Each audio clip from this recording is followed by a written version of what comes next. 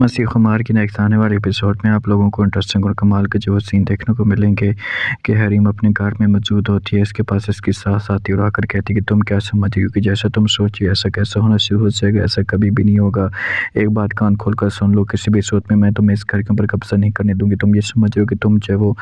فیض کو اپنی باتوں میں لاؤ گے تو فیض تمہاری باتوں میں آ جائے گا اور تمہارے ساتھ محبت کرنا شروع کر دے گا۔ نو نو نو، ایسا کبھی بھی نہیں ہو سکتا۔ یہ باتیں جب حریم سنتی ہے تو وہ صاف الفاظ میں انکار کر دیتی ہے، اس سے کہتی ہے کہ میں نے کبھی بھی ایسا نہیں سوچا اور نہ میں ایسا کبھی سوچنا چاہتی ہوں، بس جو میری قسمت میں ہوگا وہ مجھے مل جائے گا۔ اگر میرے ساتھ جو ہے وہ خود فیض آنا چاہے گا تو میں کبھی کسی بھی صورت میں اسے نہیں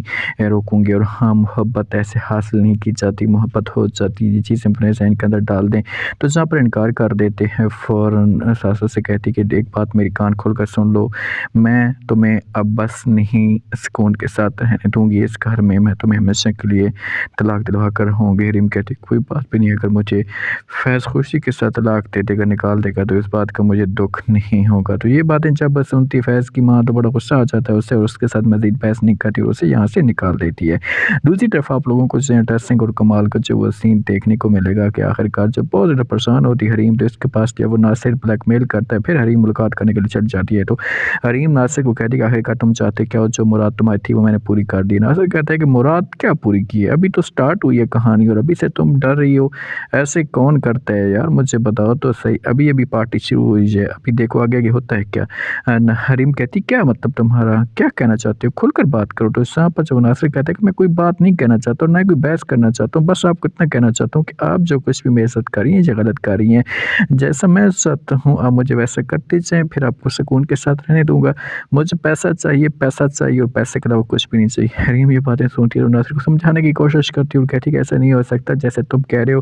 میں نے جو پیسے آپ کو دینے تھے دے دیا، بس کے علاوہ میرے پاس کوئی پیسے نہیں ہے، خدا کے لیے میری جان چھوڑ دو مجھے بس۔ تو انکار کر دیتے ہیں۔ ناصر سے کہتے ہیں کہ جان چھوڑ دوں، کیا مطلب تمہاری جان چھوڑ دوں، ایسے کیسے میں تمہاری جان چھوڑ سکتا ہوں، ایسے کبھی میں تمہاری جان نہیں چھوڑ سکتا اور نہ ہی میں تمہیں ایسے جواب رہنے دوں گا۔ جو بات میں نے آپ کو کہنی تھی کہہ دیا، اس کے علاوہ میرے پاس کوئی آپشن نہیں ہے اور نہ میں بحث میں پڑھنا چاہتا ہوں۔ اگر آپ نے مجھے پیسے نہ دیے تو آپ کے لیے بہت خطرہ آ سکتا ہے، آگے آپ کی اپنی مرضی ہے۔ لیریب کے پاس آتا ہے، فیض اسے سمجھانے کی کوشش کرتا ہے اور کہتے ہیں کہ دیکھو میری بات سنو، تم جیسا کر رہی ہو ایسا غلط ہے، ایسا کرنا چھوڑ دو، ان چیزوں میں کچھ بھی نہیں پڑا، وہ اسی تمہاری بھابھی ہے اور اگر تم اس نظریے سے دیکھو گے تو آپ کو بھی اس کے ساتھ ایک اچھی اور ایک مخلصی نظر آئے گی، وہ ایسی نہیں ہے۔ تو یہاں پر انکار کر دیتی ہے فوراً بہن لیریب اور کہتی ہے فیض کو کہ بس مجھے سب کچھ پتہ ہے کہ آپ کس وجہ سے سب کچھ کہہ رہے ہیں، لیکن ایک بات کان کھول کر سن لے، کبھی بھی وہ میرے دل میں جگہ نہیں بنا سکتی، میں تو اس کے ساتھ نفرت کرتی ہوں، اس کی شکل بھی نہیں دیکھنا چاہتی۔ فیض اس معاملے میں بہت زیادہ پریشان ہو جاتا ہے۔